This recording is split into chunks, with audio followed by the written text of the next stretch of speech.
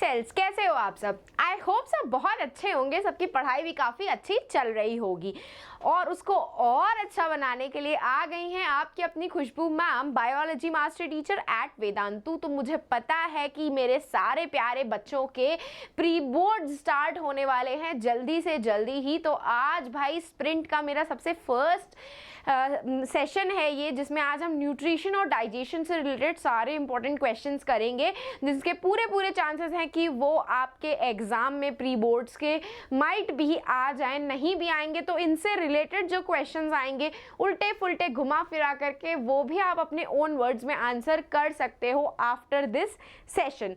तो make sure करना कि आप स्टार्ट से लेकर एंड तक पूरे सेशन को अच्छे से देख रहे हो, सारे क्वेश्चंस को अच्छे से सॉल्व कर रहे हो, ताकि कोई भी इंपॉर्टेंट सा क्वेश्चन या पॉइंट आपसे मिस आउट ना हो जाए।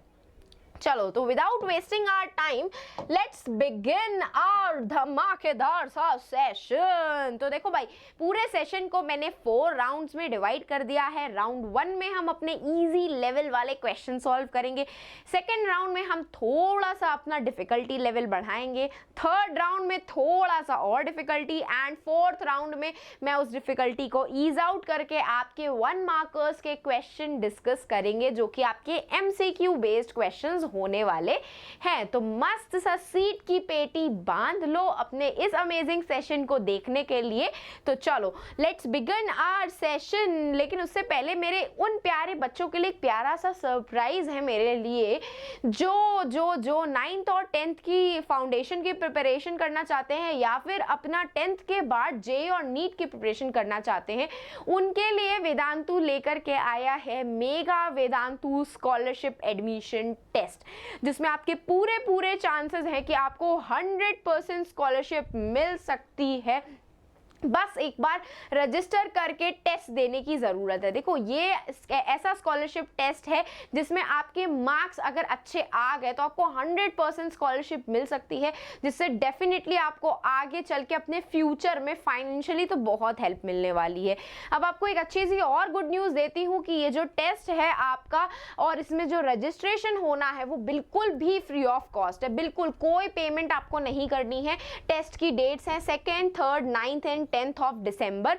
ये सारे ऑफलाइन सेंटर्स हैं जिनमें जाके आपको टेस्ट देना पड़ेगा। जो भी बच्चे इन सिटीज से पर्टिकुलरली बिलोंग करते हैं वो तो मेक श्योर जरूर करना कि वो जा करके ये टेस्ट जरूर दें। भाई, इतनी अच्छी स्कॉलरशिप मिलने के आपको चांसेस हैं, तो इस स्कॉलरशिप के टेस्ट को जरूर देना। अपनी फाइनेंशियली आपकी बहुत अच्छी हेल्प होगी।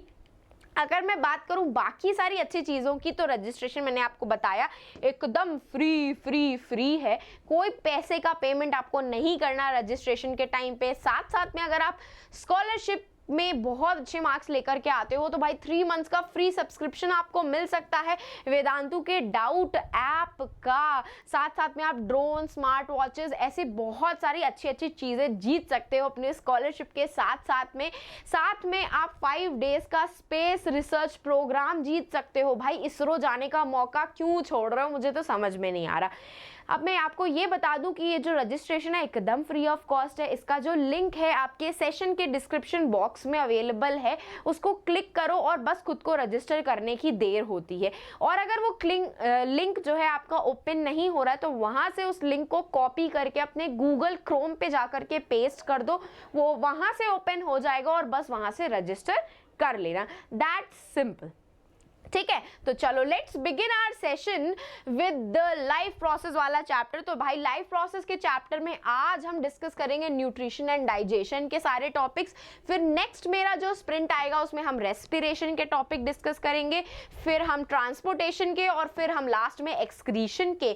तो इस तरीके से देख रहे हो, एक चैप्टर में भी मैं आपको सब टॉपिक वाइज आपके सारे इंपॉर्टेंट क्वेश्चंस करवाऊंगी। तो भाई, मेक श्योर करना कि आप ये सारे सेशंस को बहुत अच्छे से वॉच करो, ताकि आपसे कोई भी क्वेश्चन इन टॉपिक से रिलेटेड मिस आउट ना हो जाए, ठीक है। तो भाई, एक प्यारा सा डोज ऑफ मोटिवेशन जरा ले लेते हैं कि think big, trust yourself and make it happen. दिमाग में ये है ना कि भाई बोर्ड्स में फोड़ना है, बोर्ड्स में टॉपर जैसे नंबर लेकर के आने हैं, तो इतना बड़ा जो सोच रहे हो ना, उसके लिए कुछ नहीं करना है, बस हार्ड वर्क करना है और उसके साथ साथ आपको स्मार्ट वर्क करना है। जैसे जैसे मैम आपको बताती जा रही हैं बस वैसे वैसे प्रिपेयर करो, ज़रूर अच्छे मार्क्स आएंगे आपके प्री बोर्ड्स में भी और बोर्ड्स में भी। आई एम वेरी श्योर मेरे सारे प्यारे से बच्चे बहुत अच्छे हैं पढ़ने में। चलो तो देख लेते हैं, ये है मेरा पूरा शेड्यूल ऑफ द वीक। 27 नवंबर को ये होने वाला है, 30 नवंबर को, और 1 दिसंबर से लेकर के 3 दिसंबर ये पूरा का पूरा मेरा शेड्यूल है। जिसके पास भी ये शेड्यूल अवेलेबल नहीं है वो इसका स्क्रीनशॉट ले सकता है, ताकि आपसे कोई भी ये टॉपिक मेरा मिस आउट ना हो जाए, आपको प्रॉब्लम ना हो प्रिपेयर करने में। ठीक है, तो ये स्क्रीनशॉट ले सकते हैं आप स्क्रीन से, ताकि मेरा कोई भी अमेजिंग सेशन आपसे मिस आउट ना हो।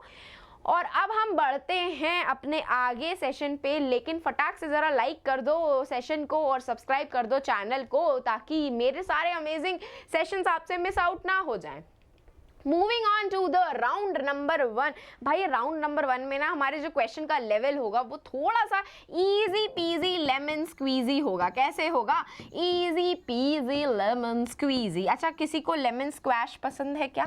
देखो मुझे तो बड़ा पसंद है लेमन स्क्वैश। जिसको जिसको पसंद है वो ज़रा मुझे हाथ उठा करके कमेंट सेक्शन में ज़रूर बताना कि हाँ जी मैम लेमन का स्क्वैश हमें गर्मियों में पीना बहुत मज़ा आता है। अच्छा, कौन कौन से बच्चे मतलब सोचते हैं कि ठंडियों में ठंडा ठंडा खाने का बड़ा मजा आता है? ठंडियों में ही ठंडा खाने का बहुत मजा आता है।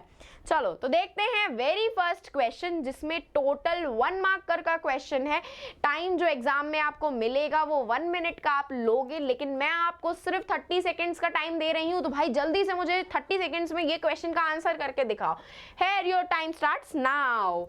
List down the raw materials for photosynthesis. देखो भाई कौन कौन बताएगा मुझे रॉ मटेरियल्स की रिक्वायरमेंट कौन कौन सी होती है फोटोसिंथेसिस प्रोसेस परफॉर्म करने में। कौन कौन बता सकता है?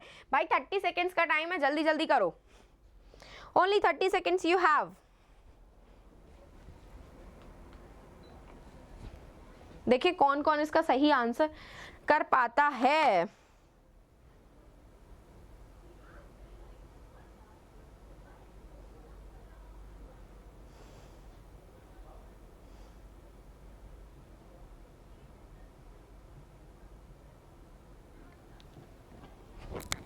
चलो तो आंसर आपका मैं बताती हूँ। अगर हम रॉ मटेरियल्स की बात करें तो सबसे पहला रॉ मटेरियल कार्बन डाइऑक्साइड होता है, दूसरा रॉ मटेरियल आपका वाटर होता है, और थर्ड रॉ मटेरियल जो चाहिए होता है प्रोसेस ऑफ फोटोसिंथेसिस के लिए वो होता है सनलाइट।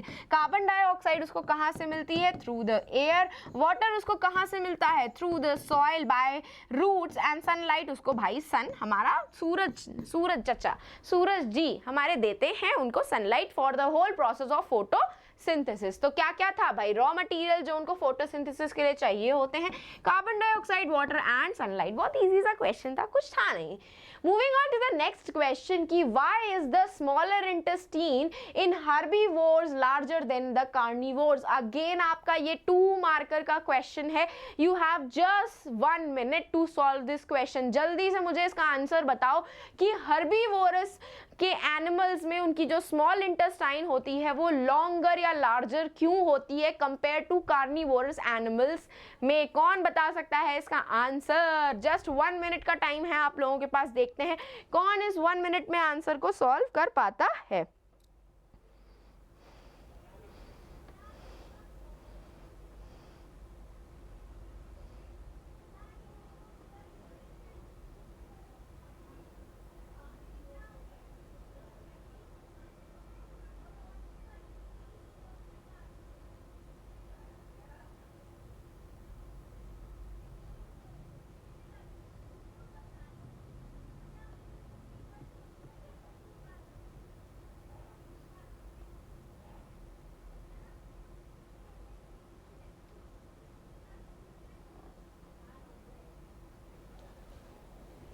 चलो तो बताती हूँ क्या रीजन है। देखो हर्बीवोर्स जो होते हैं दे आर मेनली ईट क्या? ग्रासेस। वो क्या ईट करते हैं? ग्रासेस या फिर प्लांट्स। प्लांट्स को खाते हैं और प्लांट्स में हमारा क्या प्रेजेंट होता है? They contain the cellulose. भाई उनकी जो सेल वॉल होती है वो सेल्यूलोज से ही बनी होती है। ये जो सेल्यूलोज होता है it takes too much time to digest. Cellulose जो होता है उसको बहुत ज्यादा एक्स्ट्रा टाइम लगता है डाइजेस्ट होने में। It require more time to digest. ठीक है, तो डाइजेशन के वजह से अच्छे से डाइजेस्ट हो पाए, डाइजेशन प्रॉपर रहे, उनकी जो स्मॉल इंटेस्टाइन है वो काफ़ी लंबी होती है, क्योंकि लंबी स्मॉल इंटेस्टाइन होगी तो उसमें विलाई भी ज़्यादा होंगे, अच्छे से डाइजेशन भी हो पाएगा हर्बीवोरस एनिमल्स में, जिसकी वजह से जो हर्बीवोरस एनिमल होते हैं उनकी स्मॉल इंटेस्टाइन लार्जर होती है कार्निवोर्स के कंपैरिजन में। हम कार्निवोर्स एनिमल्स की कैटेगरी में ही आते हैं कहीं ना कहीं, सॉरी ओमनीवोर्स की कैटेगरी में। लेकिन कार्निवोर्स जो होते हैं वो क्या होते हैं, मीट ईटर्स होते हैं। हमारे एनिमल सेल के अंदर सेल्यूलोज नहीं प्रेजेंट होता है, तो भाई उनको सेल्यूलोज डाइजेस्ट करने की रिक्वायरमेंट नहीं होती है। यही रीजन होता है कि स्मॉल इंटेस्टाइन हर्बीवोर्स में लार्जर होती है कंपेयर टू कार्निवोर्स एनिमल्स। जो स्मॉल इंटेस्टाइन होती है वो लॉन्गर होती है हर्बीवोर्स में कार्निवोर्स के कंपेरिजन में, क्योंकि हर्बीवोर्स एनिमल क्या कंज्यूम करते हैं, प्लांट और ग्रास बेस्ड फूड प्रोडक्ट्स जो कि हाई होते हैं सेल्यूलोज में। सेल्यूलोज को डाइजेशन में ज्यादा टाइम लगता है, the digestion of cellulose takes longer time, that's why उनकी जो स्मॉल इंटेस्टाइन होती है वो लॉन्गर होती है compare to carnivorous animals. Moving on to the next question कि what is the significance of emulsification of fat? Again भाई इसमें 2 मिनट्स का टाइम दे रही हूँ, और टाइम जो मिलेगा आपको 3 to 5 मिनट्स का, और ये 3 मार्कर का क्वेश्चन है। You must write these types of answer in the bulletin points। भाई इनको bulletin points में ही लिख के आना। देखो emulsification of fat की बात करें, किसकी बात करें, emulsification of फैट की, तो भाई इमल्सिफिकेशन ऑफ फैट क्या होता है, जिसमें लार्ज फैट मॉलिक्यूल्स क्या होते हैं, large fat globules broken down into small fat globules. किस में ब्रोक करते हैं, स्मॉल फैट ग्लोब्यूल्स में। ठीक है, तो इतने सारे लार्ज फैट ग्लोब्यूल्स को स्मॉल फैट ग्लोब्यूल्स में ब्रेक डाउन करने के प्रोसेस को ही हम लोग क्या बोलते हैं, इमल्सिफिकेशन ऑफ फैट बोलते हैं। और ये करता कौन है, हमारा बाइल जूस करता है। कौन करता है, bile juice which is secreted by the bile duct. ठीक है, बाइल डक्ट करता है। तो भाई इतने बड़े बड़े फैट के मॉलिक्यूल्स को डाइजेस्ट करना बहुत डिफिकल्ट काम होता है, तो हमारी बॉडी क्या करती है, सबसे पहले उसको बहुत छोटे छोटे मॉलिक्यूल्स में ब्रेक करती है, ग्लोब्यूल्स में, जो कि इजीली डाइजेस्ट हो सकते हैं। तो सबसे पहले आपका बाइल जूस एक्ट करता है फैट के ऊपर, उसके बाद पेनक्रियाटिक जूसेस एक्ट करते हैं जिसमें लाइपेज आता है। लाइपेज आपके फैट को, इन स्मॉल फैट ग्लोब्यूल्स को और छोटे छोटे ग्लोब्यूल्स में ब्रेक करता है, जिसको फाइनली डाइजेस्ट करने का काम आपके स्मॉल इंटेस्टाइन के एंजाइम्स करते हैं। तो बाइल सॉल्ट्स जो होते हैं वो फैट को ब्रेक डाउन करते हैं स्मॉलर फैट ग्लोब्यूल्स में, उसी में ही एक मिल्की इमल्शन प्रोड्यूस होता है। इसी इमल्सिफाइड फैट को फिर अगेन आपके पेनक्रियाटिक लाइपेज फैटी एसिड में और ग्लिसरॉल में कन्वर्ट करता है, जो कि ईजिली आपका एब्जॉर्ब भी हो सकता है और ब्लड स्ट्रीम के थ्रू, वो इंटेस्टाइनल विलाई के थ्रू आपका पूरी बॉडी में सर्कुलेट हो भी सकता है। तो इसीलिए इमल्सिफिकेशन ऑफ फैट नेसेसरी होता है digestion and absorption of fat के लिए, क्योंकि ये क्या करता है, इतने बड़े बड़े फैट के मॉलिक्यूल्स को छोटे छोटे फैट के मॉलिक्यूल्स में ब्रेक करता है, जो कि इजीली डाइजेस्ट और एब्जॉर्ब हो सकते हैं। ठीक है, इजी था, वेरी डिफिकल्ट क्वेश्चन तो था नहीं। ठीक है, चलो moving on to the next question, जो कि है हमारा एक केस बेस्ड क्वेश्चन। कैसा टाइप का क्वेश्चन है, केस बेस्ड। देख सकते हो टोटल मार्क्स 4 मार्क्स का क्वेश्चन है। टाइम ऑफ एग्जाम कितना लोगे आप, 5 to 7 मिनट्स का, लेकिन आपको स्प्रिंट का टाइम मैं सिर्फ 3 मिनट्स में दे रही हूँ। तो जल्दी से जरा मुझे ये केस बेस्ड क्वेश्चन सॉल्व करके दिखाओ, देखते हैं कौन इसको सॉल्व कर पाता है। जल्दी से करके बताओ ये केस बेस्ड क्वेश्चन सॉल्व फटाक से। Write a chemical reaction which occur during the photosynthesis. In which form of carbohydrate does the plant stored in them? What is stomata and what are the function of stomata? भाई बहुत ही easy peasy lemon squeezy वाला question है। देखें कौन कौन इसको solve कर पाता है कि chemical reaction photosynthesis की क्या होती है। कौन बता सकता है chemical equation क्या होती है photosynthesis की?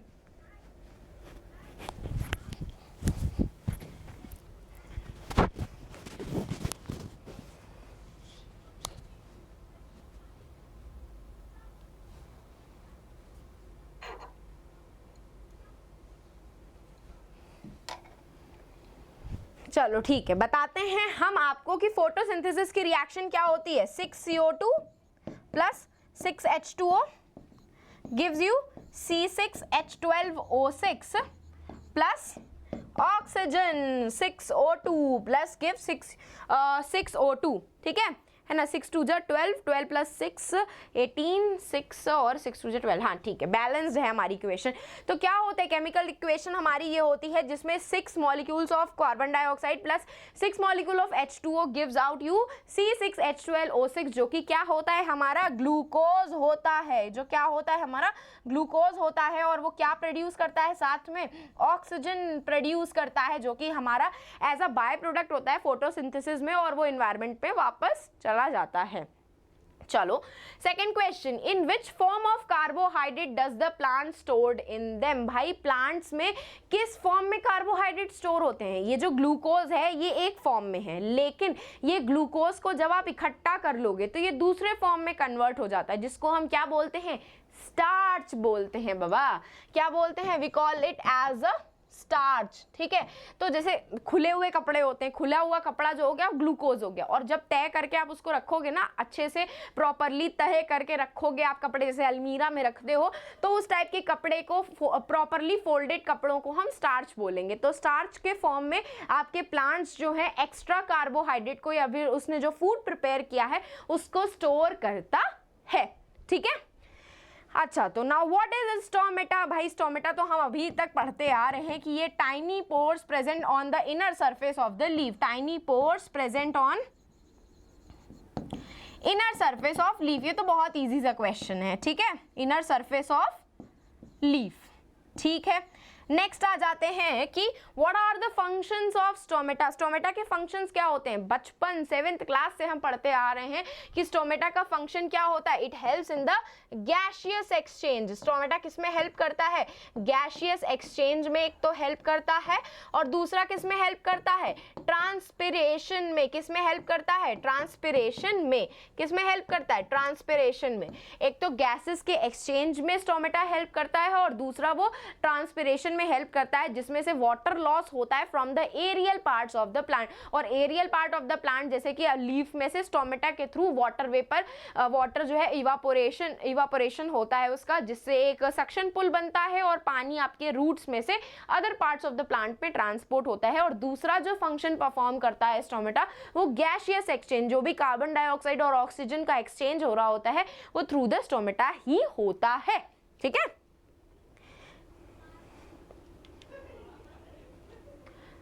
एक मिनट, तो भाई 6CO2 plus 12H2O plus chlorophyll, chlorophyll जो हम रिएक्शन के इसके ऊपर लिखते हैं C6H12O6 प्लस 6O2, ये नहीं होगा। The carbohydrates are stored in the form of starch as the internal energy. The process present on the tiny pores present on the surface of the leaf or stem of the plants to allow the gaseous exchange of gases और transpiration में आपका stomata help करता है, ठीक है। Easy था, कोई question इतना डिफिकल्ट तो है नहीं।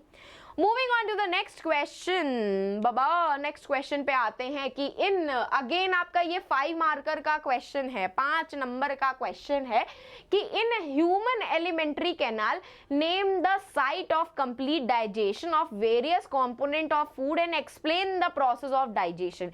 ठीक है, तो भाई आपको वो साइट बतानी है जहां पे आपका पूरा कंप्लीट डाइजेशन होता है, और फिर आपको वो प्रोसेस बताना है पूरा डाइजेशन का कि आपका जो खाना होता है, जो आप खाते हो, मस्त सा खुशबू, जैसे ही मम्मी आती है लेकर के मटर पनीर, शाही पनीर, बटर पनीर, उसको देख करके मुंह में आ जाता है क्या, पानी, जो एक्चुअली में सलाइवा होता है। और सलाइवा क्या करता है, सलाइवा डाइजेस्ट करता है आपके स्टार्च को। तो प्रोसेस ऑफ डाइजेशन की अगर मैं बात करूं, किसकी बात करूं, अगर हम प्रोसेस ऑफ डाइजेशन की बात करें तो वो कहां से स्टार्ट होता है, it starts from our mouth which contains the salivary gland. तो भाई माउथ के अंदर क्या प्रेजेंट होता है, सलाइवरी ग्लैंड प्रेजेंट होता है, जो कि क्या सिक्रीट करता है, सलाइवा। और भाई ये सलाइवा के अंदर क्या प्रेजेंट होता है, सलाइवरी एमाइलेस। क्या प्रेजेंट होता है, सलाइवरी एमाइलेस, जो कि क्या करता है, आपके स्टार्च का डाइजेशन करता है। किसका डाइजेशन करता है, स्टार्च का, और उसको ब्रेक डाउन करता है माल्टोज एंड डेक्स्ट्रिन में। स्टार्च का डाइजेशन करता है माल्टोज एंड डेक्स्ट्रिन में। तो आपका सबसे पहला स्टेप जो होता है इंजेशन का, सबसे पहला स्टेप किसका होता है, हम बोलेंगे इंजेशन का। आपने सबसे पहले क्या किया, खाना इंजेस्ट किया, खाया। नेक्स्ट उसके बाद उसका डाइजेशन होता है। डाइजेशन कहाँ हो रहा होता है? ये प्रोसेस आपका स्टार्ट हो जाता है माउथ में, जहाँ पे आपका बकल कैविटी जो होती है आपके फूड को ब्रेक डाउन करती है। जो टंग होती है उसको, उस खाने को आपके सलाइवा के साथ मिक्स करती है, बोलस बनाती है, जिसमें आपका सलाइवा जो होता है सलाइवरी एमाइलेज के फंक्शन से स्टार्च का ब्रेक डाउन करता है माल्टोज और डेक्स्ट्रिन में। अब यहाँ से जो बोलस है वो आप एनगल्फ कर लेते हो, कहाँ पे? ये एनगल्फ कर लेते हो आप, कहाँ जाता है ये? ईसोफेगस में। ईसोफेगस क्या होती है? आपकी फूड पाइप होती है। क्या होती है? आपकी फूड पाइप होती है, जिसमें पेरिस्टाल्सिस मूवमेंट से खाना जो है आपका ये फूड पाइप से कहाँ जाता है? आपके टमी में, आपका पेट में। स्टमक से, ईसोफेगस से कहाँ जाता है ये खाना? आपके स्टमक में। अब स्टमक में 3 चीजें प्रेजेंट होती हैं। एक तो म्यूकस प्रेजेंट होता है, ठीक है, एक पेप्सिन प्रेजेंट होता है और एक प्रेजेंट होता है HCl। ये HCl जो होता है ये हाइड्रोक्लोरिक एसिड होता है, ये आपके पेप्सिन को एक्टिवेट करने का काम करता है। और पेप्सिन फिर अल्टीमेटिवली क्या करता है? पार्शियली डाइजेस्ट करता है प्रोटीन को। पार्शियली डाइजेस्ट प्रोटीन क्या करता है? पार्शियली डाइजेशन करता है प्रोटीन्स का, ठीक है। और HCl आपके पेप्सिन को एक्टिवेट करने के साथ साथ वो आपके खाने के साथ जो बैक्टीरिया वगैरह या कोई माइक्रो ऑर्गेनिज्म गलती से जो एंटर कर गए हैं उसको मारने का काम भी करता है। और बात करें म्यूकस से, तो ये इनर लाइनिंग ऑफ स्टमक को प्रोटेक्ट करता है, protects inner lining of stomach, ठीक है। It protects inner lining of stomach, protects inner lining of stomach, ठीक है। अब भाई स्टमक में जो आपका खाना होता है पार्शियली डाइजेस्ट हो जाता है, जिसको हम काइम बोलते हैं। क्या बोलते हैं? काइम बोलते हैं। बहुत ध्यान से सुनना, ये जो काइम होता है ना ये एसिडिक नेचर का होता है। क्यों? क्योंकि उसमें HCl एसिड प्रेजेंट होता है, ठीक है। अब स्टमक से ये खाना जाता है आपके स्मॉल इंटेस्टाइन में।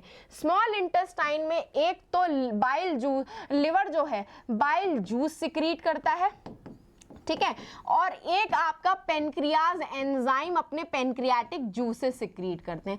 पेनक्रियाज जो है पेनक्रियाटिक एंजाइम सिक्रीट करते हैं। सबसे पहले जो बाइल जूस होता है वो सिक्रीट होता है स्मॉल इंटेस्टाइन में, जो कि इस एसिडिक खाने को जो काइम बनाता हमारा उसको वो एल्कलाइन में कन्वर्ट करता है। और साथ साथ में हमारे जो उस काइम के अंदर फैट के जो बड़े बड़े मॉलिक्यूल्स थे उसको ब्रोक करता है स्मॉल फैट मॉलिक्यूल्स में, जिसको हम इमल्सिफिकेशन ऑफ फैट भी बोलते हैं। ये इमल्सिफिकेशन ऑफ फैट होने के बाद भाई पेनक्रियाज जो है अपने पेनक्रियाटिक जूसेस को रिलीज करता है, जो कि क्या होते हैं? वो होते हैं, ठीक है, आपका ये स्मॉल ये होते हैं पेनक्रियाज। पेनक्रियाज के कौन होते हैं? अमाइलेज होता है जो कि कार्बोहाइड्रेट को डाइजेस्ट करता है।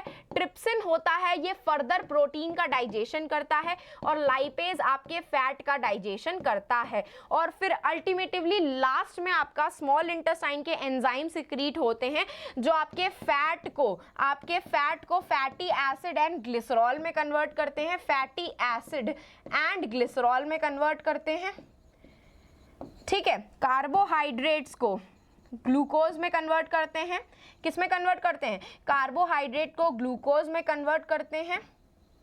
और प्रोटीन को अमाइनो एसिड्स में, और प्रोटीन को फाइनली अमाइनो एसिड्स में कन्वर्ट कर देते हैं, ठीक है। अब ये सारे जो आपके मॉलिक्यूल्स डाइजेस्ट वो सिंपल सब्सटेंसेस में कन्वर्ट हो गए, इसको आपकी स्मॉल इंटेस्टाइन की जो विलाई है वो क्या कर लेती है? एब्जॉर्ब कर लेती है। तो भाई हमारा डाइजेशन हो गया, हमारा ये डाइजेशन हो गया यहाँ पे सेकेंड प्रोसेस में। इसके बाद यहाँ पे एब्जॉर्प्शन होता है जो कि आपके स्मॉल इंटेस्टाइन की विलाई परफॉर्म करती है। विलाई के अंदर बहुत सारे ब्लड वेसल्स प्रेजेंट होते हैं जो उस खाने को एब्जॉर्ब करके डिफरेंट बॉडी पार्ट्स तक लेकर के जाते हैं। लास्ट में आपका एसिमिलेशन का प्रोसेस होता है। एसिमिलेशन का प्रोसेस मतलब आपका जो भी खाना आपका एब्जॉर्ब हुआ है उसको आपकी बॉडी यूज करती है, तो यूजेज ऑफ डाइजेस्टेड फूड को हम एसिमिलेशन बोलते हैं।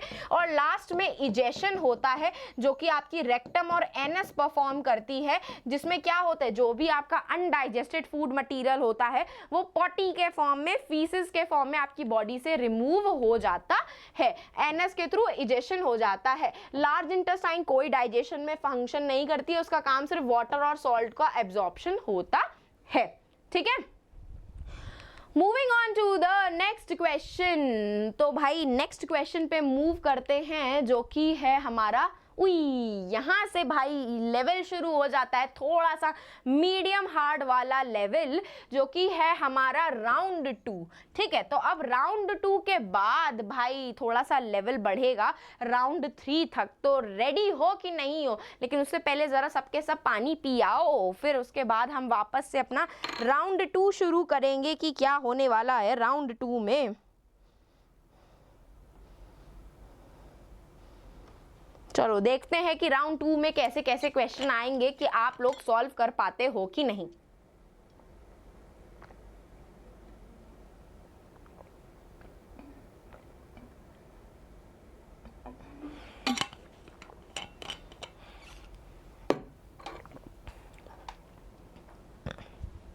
चलो तो let's begin with our round 2।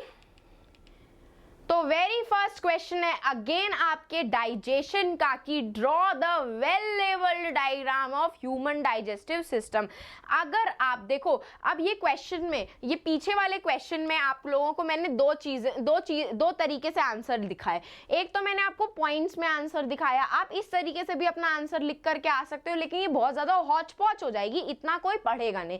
या फिर अपना आंसर आप इस तरीके से लिख करके आ सकते हो, जिसमें आपने इस तरीके से बीच में अपना डायग्राम बना दिया और फिर आपने क्या किया, माउथ में से एक एरो बना करके, इस तरीके से एरो बना करके और उसका पार्ट लिख करके आए, फिर ईसोफेगस का एरो बना करके उसके आंसर लिखा है, स्टमक पे एरो बना करके आप प्रोटीन का डाइजेशन बताने लगे, स्मॉल इंटेस्टाइन पे एरो बना करके उसका पूरा प्रोसेस बताने लगे, लार्ज इंटेस्टाइन पे एरो बना करके ये बताने लगे, और फिर रेक्टम और एनस पे आप अपना ये प्रोसेस बताने लगे। तो इस तरीके से आप अपने डायग्राम बना करके फ्लो चार्ट के फॉर्म में भी अपना ये आंसर लिख करके आ सकते हो, कोई प्रॉब्लम नहीं होगी। ठीक है, मार्क्स आपको इसमें भी उतने ही अच्छे मिलेंगे और उसमें भी उतने ही अच्छे मार्क्स मिलेंगे आपको। ठीक है, चलो तो let's start with our 6th number वाला क्वेश्चन। तो अब हम बना लेते हैं जरा अपना डायग्राम। देखें कौन कितनी जल्दी डायग्राम बना पाता है। देखें मैम से जल्दी तुम लोग डायग्राम बना पाते हो। देखें देखें देखें, ये बन गई ईसोफेगस, यहाँ से बन जाएगा हमारा स्टमकवा, यहाँ से बन जाएगी हमारी लिवरवा, लिवरवा के अंदर प्रेजेंट होता है बाइल डक्ट। ठीक है, यहाँ पे प्रेजेंट होगा हमारा पेनक्रियाज। ठीक है, पेनक्रियाज से यहाँ से स्मॉल इंटेस्टाइन जा रही होगी, उल्लू लुलू लुलू उल्टा पुल्टा स्मॉल इंटेस्टाइन बना लो जैसे भी तुमसे बन पाए। ठीक है, क्योंकि लंबी सी बनानी होती है गुचुड़ पुचुड़ करके। ठीक है, अब हम लोग लार्ज इंटेस्टाइन के लिए दूसरा एक पेन ले लेते हैं। यहाँ से हमारी लार्ज इंटेस्टाइन बनेगी।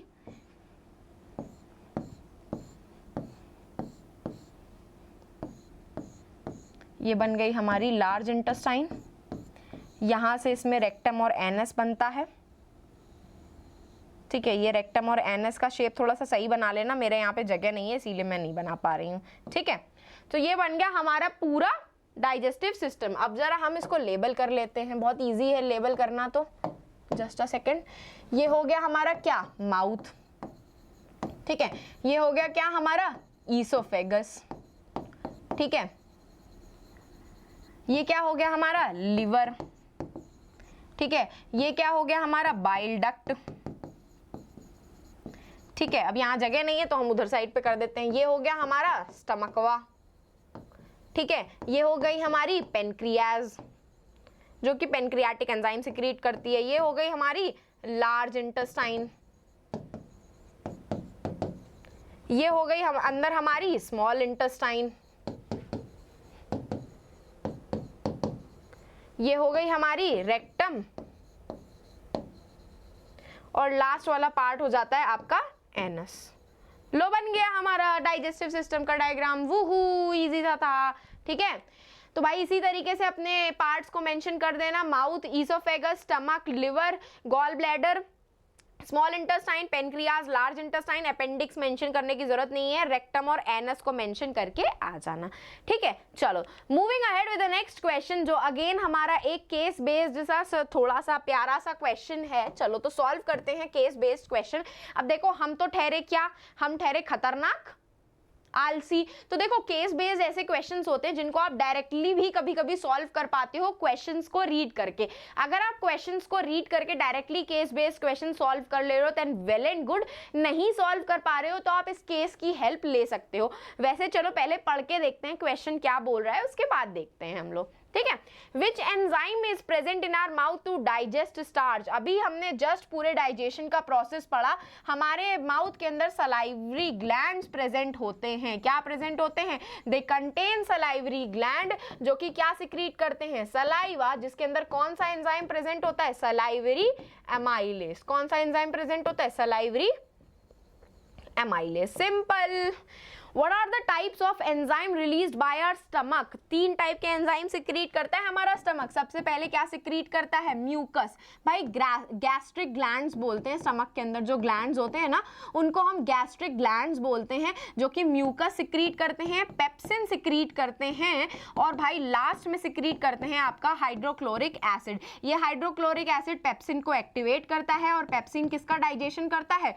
प्रोटीन का डाइजेशन करता है। प्रोटीन का डाइजेशन करता है, और इस HCl एसिड से बचाने का काम म्यूकस करता है। हमारी स्टमक की इनर लाइनिंग को प्रोटेक्ट करने का काम म्यूकस करता है, ठीक है। What is the longest part of the alimentary canal in our body? भाई स्मॉल इंटेस्टाइन होती है हमारी लॉन्गेस्ट कैनाल, एलिमेंट्री कैनाल, ठीक है। What are the enzymes that are released by the pancreas? 3 enzyme release करता है। ट्रिप्सिन, ट्रिप्सिन जो कि प्रोटीन का डाइजेशन करता है, अमाइलेज जो कि कार्बोहाइड्रेट का डाइजेशन करता है, और लाइपेज जो कि फैट का डाइजेशन करता है। अब आप लोगों को एक ट्रिक बता दूं, जब भी आपको सिन दिखे, सिन का मतलब होता है कि वो एंजाइम प्रोटीन का डाइजेशन कर रहा है, वो एंजाइम प्रोटीन का डाइजेशन कर रहा है। जहां आपको लेस दिखे, लेस मतलब LASE दिखे, L जरूर लगाओ उसमें, LASE, मतलब वो कार्बोहाइड्रेट का कंफर्म डाइजेशन कर रहा होगा। जैसे कि एमाइलेज है, एमाइलेज में लास्ट में LASE लिखा हुआ है, मतलब वो स्टार्च का डाइजेशन कर रहा था। स्टार्च का डाइजेशन, स्टार्च क्या होता है? कार्बोहाइड्रेट ही तो होता है। तो जहां पे भी लास्ट में जिस एंजाइम में आपको लेस दिख जाए, मतलब वो कार्बोहाइड्रेट का डाइजेशन कर रहा होगा। जहां पे सिन दिख जाए वो प्रोटीन का डाइजेशन कर रहा होगा, और जहां पे आपको एस दिख जाए, लास्ट में ASE दिख जाए, वो फैट का डाइजेशन करेगा। कोई भी एंजाइम में आपको ये 3 लास्ट के सफिक्स दिखे, समझ जाना, तुरंत उनका फंक्शन समझ जाना, ठीक है, कंफ्यूज मत होना। तो आंसर क्या हो गया? सलाइवरी एमाइलेज प्रेजेंट होता है, हाइड्रोक्लोरिक एसिड, पेप्सिन और म्यूकस सिक्रीट करता है। स्मॉल इंटेस्टाइन सबसे लॉन्गेस्ट होती है हमारी एलिमेंट्री कैनाल में। पेनक्रियास ट्रिप्सिन सिक्रीट करता है जो कि प्रोटीन का डाइजेशन करता है। लाइपेज इमल्सिफिकेशन ऑफ फैट करता है, और अमाइलेज जो होता है वो कार्बोहाइड्रेट का डाइजेशन करता है। किसका डाइजेशन करता है? अमाइलेज कार्बोहाइड्रेट का, ठीक है। आया समझ में कि नहीं बुड़बकों?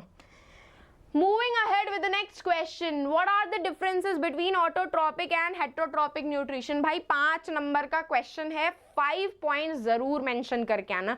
5 नंबर का क्वेश्चन है, प्लीज 5 मार्क्स जरूर मेंशन करके आना, ठीक है, क्योंकि सोली सिर्फ आपसे डिफरेंस पूछा है, तो डिफरेंस पूछा है तो सिर्फ डिफरेंस ही मत लिख करके आना। 3 पॉइंट में निपटा दो, 3 पॉइंट नहीं 5 पॉइंट्स लिख करके आना, ठीक है। तो सबसे पहला पॉइंट तो ये हो जाएगा कि autotrophic nutrition are the organism which prepare their own food, जो कि किसी और ऑर्गेनिज्म पे डिपेंडेंट नहीं होते। फूड कैसे प्रिपेयर करते हैं? इन ऑर्गेनिक सब्सटेंसेस से carbohydrate, water and sunlight. Chlorophyll present होता है जो कि प्रिपरेशन के लिए रिक्वायर होता है। Green plant, certain bacteria autotrophic mode of nutrition perform करते हैं।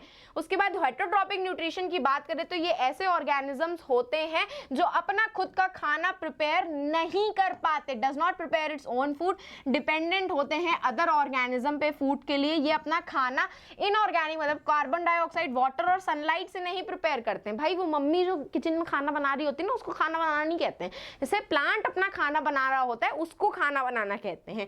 क्लोरोफिल नहीं प्रेजेंट होता है। सारे एनिमल, फंगस और बैक्टीरिया कुछ बहुत ऐसे होते हैं जो कि हेटरोट्रॉपिक मोड ऑफ न्यूट्रिशन में आते हैं, क्योंकि वो अपना खाना खुद प्रिपेयर नहीं कर पाते by the process of photosynthesis, ठीक है। तो भाई आ गया है हमारा राउंड 3। तो राउंड 3 में थोड़े से लेवल बढ़ गए हैं क्वेश्चंस के, तो भाई कस के सीट की पेटी बांध लो। 5 मिनट का ब्रेक देती हूँ, उसके बाद हम अपना राउंड 3 स्टार्ट करेंगे। चलो जल्दी से राउंड 3 के लिए वार्म अप कर लो कि राउंड 3 में क्या क्या आने वाला है, क्या क्या सरप्राइज मैम आपके लिए लेकर के आने वाली है। ठीक है,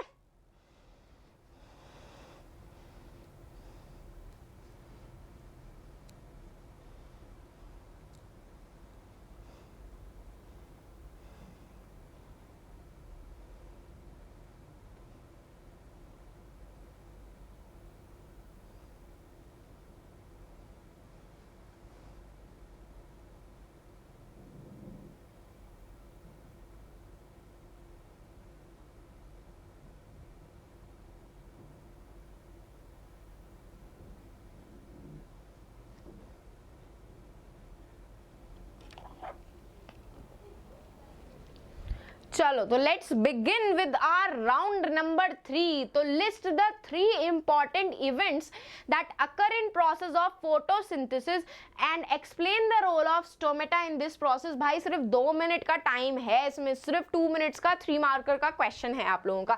तो फोटोसिंथेसिस की बात करें तो 2 रिएक्शंस उसमें होती हैं, एक होती है लाइट रिएक्शन और दूसरी होती है डार्क रिएक्शन।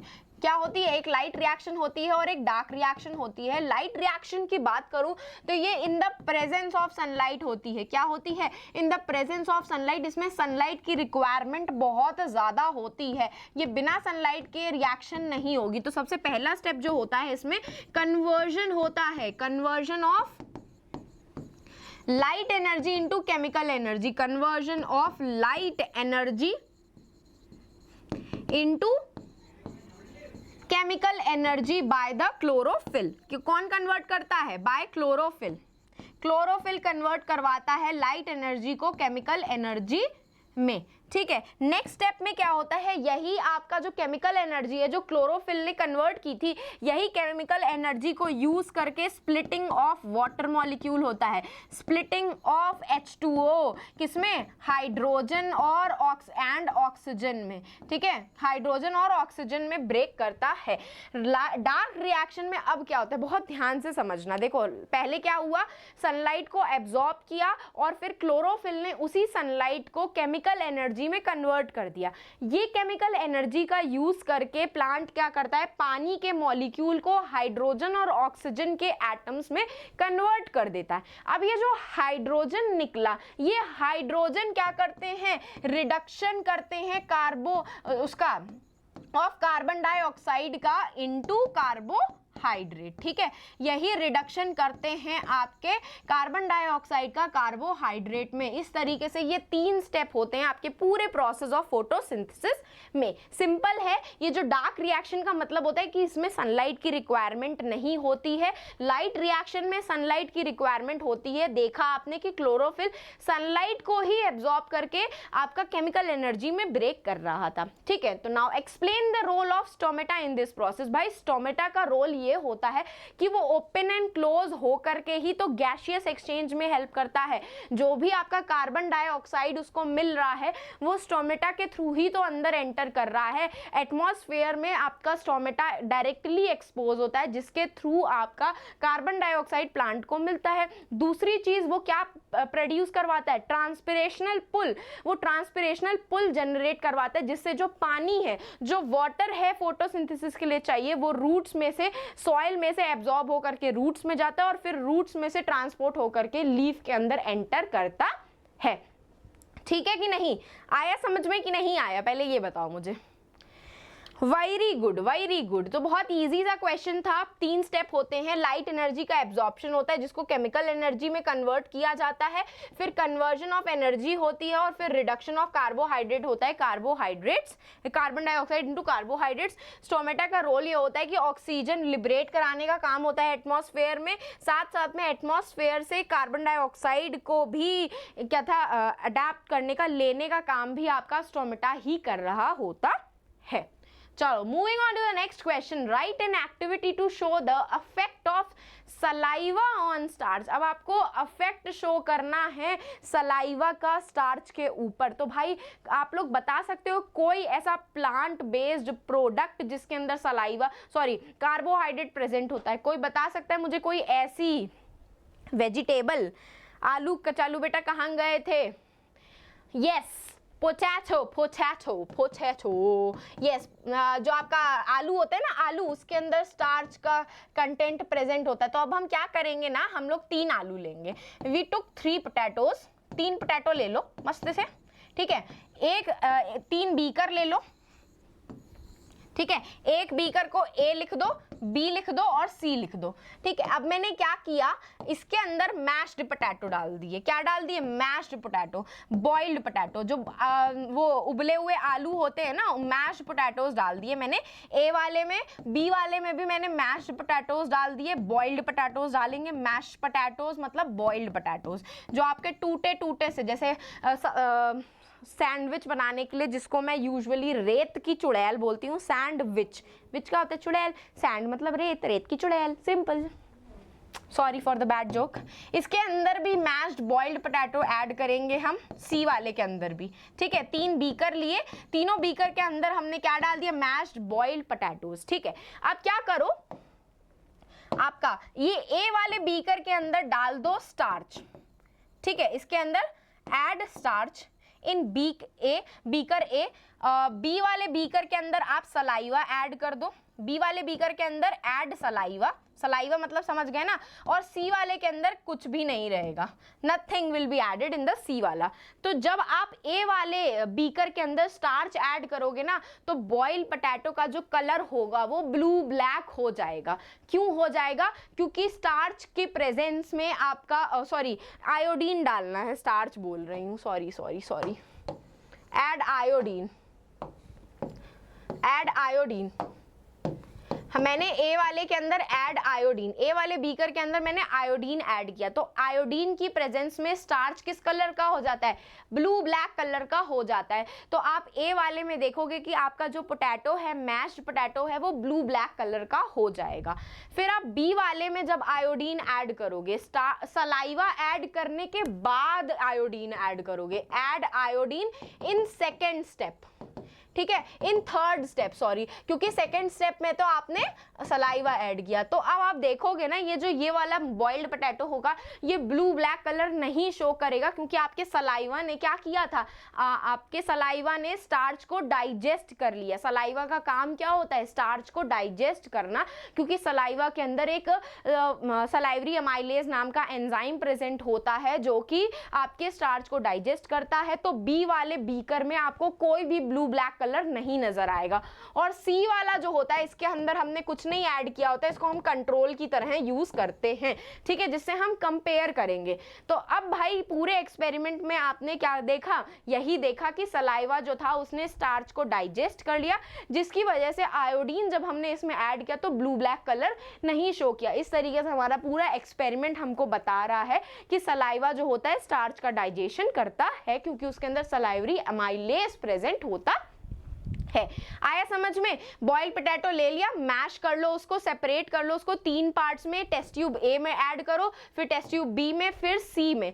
टेस्ट ट्यूब ए में आयोडीन ऐड करोगे, टेस्ट ट्यूब बी में आयोडीन से पहले सलाइवा ऐड करना है, और टेस्ट ट्यूब सी में कुछ भी ऐड नहीं करना है, उसको कंट्रोल की तरह रखना है। और जब आप ऑब्जर्वेशन करोगे ना, तो टेस्ट ट्यूब ए में देखोगे आयोडीन सोल्यूशन की वजह से जो बॉइल्ड पोटैटो है वो ब्लू ब्लैक कलर का हो जाएगा। टेस्ट ट्यूब बी में सलाइवा की वजह से जो सैंपल था आपका, वो आयोडीन प्रेजेंट होने के बाद भी ब्लू ब्लैक कलर नहीं शो करेगा।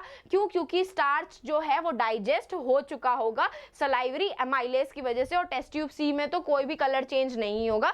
The change in the test tube containing saliva shows the effect of salivary enzymes like salivary amylase on the boiled starch present in the potato, ठीक है। Boiled starch present था potato के अंदर, जिसकी वजह से उसमें डिफरेंट टाइप का कलर प्रोड्यूस होगा।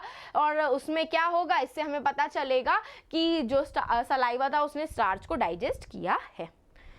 Moving on to the next question. Bile juice contain no digestive enzymes, yet it is important for digestion. Why? Bile juice के अंदर कोई भी एंजाइम नहीं प्रेजेंट होता है, लेकिन स्टिल वो आपके डाइजेशन के लिए बहुत ज़रूरी होते हैं. कौन मुझे बताएगा? देख रहे हो कितना ट्रिकी सा क्वेश्चन है. हमने ये नहीं पता है कि बाइल जूस ब्रेक डाउन करता है फैट का, लेकिन कैसे ब्रेक डाउन करता है? उसमें कोई एंजाइम तो नहीं प्रेजेंट होता, वो तो सिर्फ एक जूस होता है, फिर भी हमारे डाइजेशन के लिए इंपॉर्टेंट है. क्यों? तो भाई इसीलिए इंपॉर्टेंट है क्योंकि बाइल जो होता है एक डाइजेस्टिव एंजाइम की तरह ही खुद एक्ट करता है. बाइल जूस के अंदर बाइल सॉल्ट प्रेजेंट होते हैं. ये सॉल्ट क्या करते हैं? आपके लार्ज फैट ग्लोब्यूल्स को स्मॉलर फैट ग्लोब्यूल्स में तोड़ने का काम करते हैं, और साथ साथ में स्मॉल इंटेस्टाइन को एल्कलाइन भी बनाते हैं, जिससे जो स्मॉल इंटेस्टाइन का लाइपेज है और पेनक्रियाटिक जूसेस जो हैं वो एक्ट कर सके उनके ऊपर, और इसी को ही हम इमल्सिफिकेशन ऑफ फैट बोलते हैं. इससे क्या होता है? सबसे पहले बाइल जूस ने फैट को तोड़ा, फैट को तोड़ने के बाद उसने स्मॉल इंटेस्टाइन को एल्कलाइन बनाया, क्योंकि पेनक्रियाटिक जूसेस जो होते हैं वो एल्कलाइन मीडियम में ही एक्टिवेट होते हैं, एसिडिक मीडियम में एक्टिवेट नहीं होते हैं. ठीक है, तो भाई जब पेनक्रियाटिक जूस भी एक्टिवेट हो गए, उनके लाइपेज एंजाइम ने भी फैट को और ज्यादा तोड़ दिया. इतने टूटे हुए फैट को फर्दर स्मॉल इंटेस्टाइन ने और ब्रेक डाउन किया, और इस तरीके से एब्जॉर्प्शन क्या हो गया? बहुत ही इजीली हो सकता है थ्रू द विलाय जो कि स्मॉल इंटेस्टाइन में प्रेजेंट होते हैं. तो बाइल जूस जो होते हैं वो खुद एक तरीके के एंजाइम की तरह एक्ट करते हैं, जिनके अंदर different type of bile salt present होते हैं, जो कि फैट का डाइजेशन करने में हेल्प करते हैं, साथ साथ में स्मॉल इंटेस्टाइन को एल्कलाइन बनाते हैं, ताकि उसमें पेनक्रियाटिक जूसेस जो है वो एक्टिवेट हो सके और फैट का डाइजेशन और अच्छे से हो सके, हमारी बॉडी में फैट इकट्ठा ना हो पाए. ठीक है, तो बाइल जूस इसीलिए हमारे डाइजेशन के प्रोसेस के लिए इंपॉर्टेंट होते हैं. आया समझ में? ऐसे ही अपने वर्ड्स में ऐसे ट्रिकी क्वेश्चंस को बनाना पड़ता है. ठीक है, चलो moving on to the round number 4. ऐसा नाचते नाचते ये बल्ब कितना मस्त लग रहा है. राउंड 4 के लिए रेडी हो गाइस कि नहीं? जल्दी बता दो मुझे जरा कमेंट सेक्शन में कि राउंड 4 के लिए रेडी हो कि नहीं हो. जल्दी जल्दी फटाक से बता दो एक बार राउंड 4 के लिए मुझे, फिर हम स्टार्ट करेंगे अपना राउंड 4. वाह, जिसमें देखेंगे हम कि क्या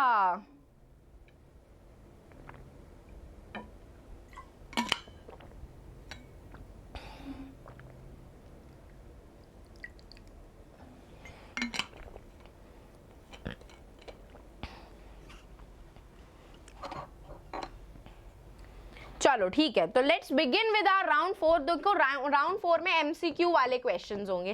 कैसे क्वेश्चंस होंगे? We have MCQ type of questions in the round 4. Here we go with the very first question, और 30 सेकेंड्स का टाइमिंग है. देखो, in amoeba food is digested इन. कहाँ कहाँ डाइजेस्ट होता है? फूड वैक्यूल में, माइटोकॉन्ड्रिया में, सूडोपोडिया में या क्लोरोप्लास्ट में. कहाँ डाइजेस्ट होता है अमीबा में फूड? सिर्फ 30 सेकेंड्स का टाइमिंग है. जल्दी जल्दी बताओ. हाँ, देखें देखें देखें कौन इसका करेक्ट आंसर बता पाता है मुझे.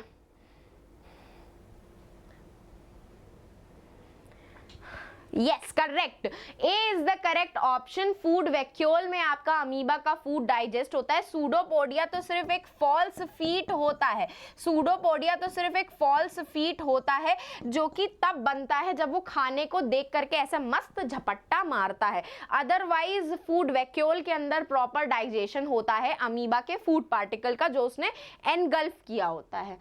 चलो, तो moving on to the next question. In which of the following group of organism are food material broken down outside the body and absorbed.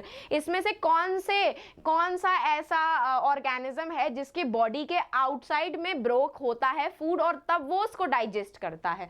A option, B option, C option या D option? Mushroom, green plant amoeba, yeast mushroom, bread mould, paramecium amoeba, cuscuta, lice या tapeworm? सबसे पहले तो मुझे ये बताओ कि कौन से ऑर्गेनिज्म में food material outside the body broke होता है? कौन बताएगा मुझे? यस, बताओ बताओ जल्दी बताओ, कौन बता सकता है मुझे? किसकी बॉडी में फूड जो होता है आउटसाइड द बॉडी ब्रोक होता है, टूटता है? यस बिल्कुल करेक्ट, फंगस होते हैं भाई, फंगस होते हैं जिनकी बॉडी के आउटसाइड में फूड ब्रेक होता है और तब उसको एब्जॉर्ब करते हैं। तो कौन सा है इसमें से? तीनों ही ऑर्गेनिज्म फंगस है, बिल्कुल correct, B is the correct option. Yeast, mushroom और ब्रेड मोल्ड ये तीनों ही फंगस के स्पीशीज होते हैं जिनकी बॉडी के बाहर फूड मटेरियल ब्रेक होता है और फिर वो उस फूड मटेरियल को एब्जॉर्ब करते हैं। चलो moving on to the next वाला, हमारा थर्ड नंबर वाला एमसीक्यू देखें कौन सॉल्व करता है। The contraction and expansion of the walls of the food pipe is called. Food pipe क्या होता है भाई? हमारा ईसोफेगस होता है। ईसोफेगस में कौन सा टाइप का मूवमेंट होता है जिसमें से हमारा खाना माउथ में से निकल करके स्टमक में जाता है? बताया था मैंने भाई अभी डाइजेशन ऑफ फूड समझा रही थी तो। Yes, peristalsis movement. कौन सा मूवमेंट होता है? Peristalsis movement. वेरी गुड भाई, peristaltic movement, C is the correct option. ना डाइजेशन, ना ट्रांसपिरेशन, ना ट्रांसलोकेशन। इजी क्वेश्चन था भाई ये तो। Moving on to the next वाला क्वेश्चन जो कि है फोर्थ नंबर वाला। The opening and the closing of the stomatal pore depends upon. Stomata का जो पोर होता है वो ओपन और क्लोज इनमें से कौन से फैक्टर की वजह से होता है? Oxygen, temperature, water in the guard cell या कॉन्सेंट्रेशन ऑफ द CO2? कौन मुझे इसका करेक्ट आंसर बताएगा? देखें देखें देखें देखें कौन इसका करेक्ट आंसर बता पाता है? क्या होना चाहिए इसका करेक्ट आंसर?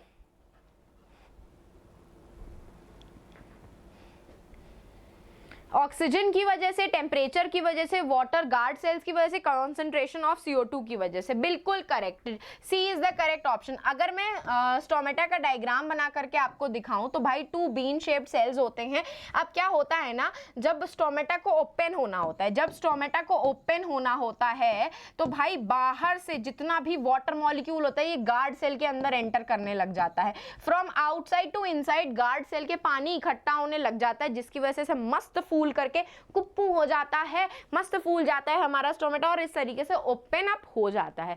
सिमिलरली जब स्टोमेटा को क्लोज होना होता है, जब स्टोमेटा को क्लोज होना होता है तो क्या होता है, जितना भी पानी आपके गार्ड सेल में एंटर हुआ होता है वो सब बाहर मूव करने लग जाता है। क्या होने लग जाता है? बाहर, outside of the guard cell move करने लग जाता है, जिसकी वजह से पानी के लॉस की वजह से हमारा गार्ड सेल पिचक जाता है और बंद हो जाता है। क्या हो जाता है? It gets closes.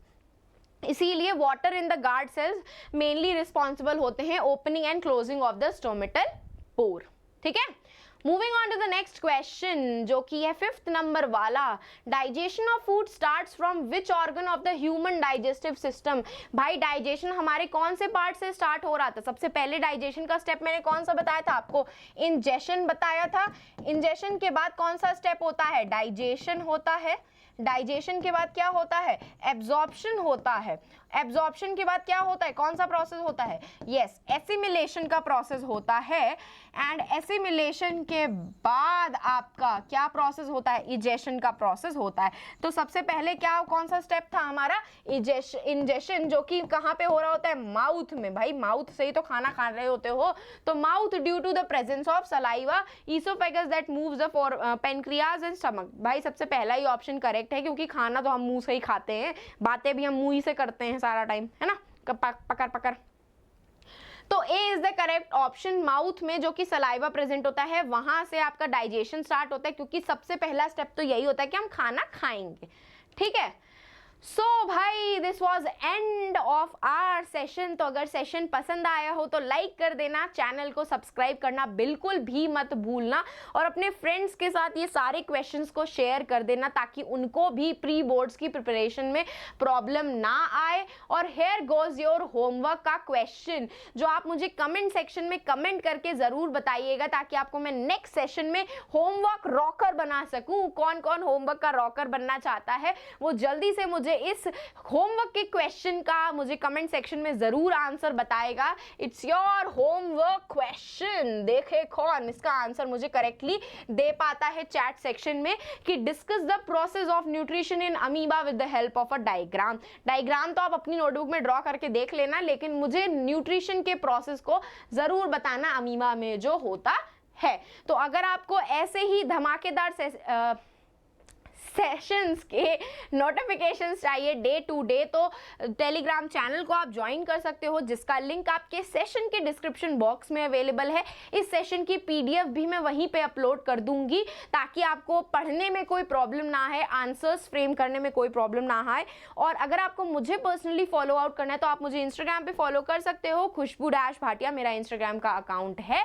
इसके अलावा तो भाई जल्दी से फटाक से चैनल को सब्सक्राइब कर दो, मेरे सेशन को लाइक कर दो और फ्रेंड्स के साथ शेयर भी कर दो। अब हम फिर मिलेंगे चलते चलते ऐसे ही स्प्रिंट एक्स के नए सेशन के साथ, एंड फिर मिलेंगे चलते चलते। Bye bye and take care, good night, शुभ रात्रि, शब्बा खैर।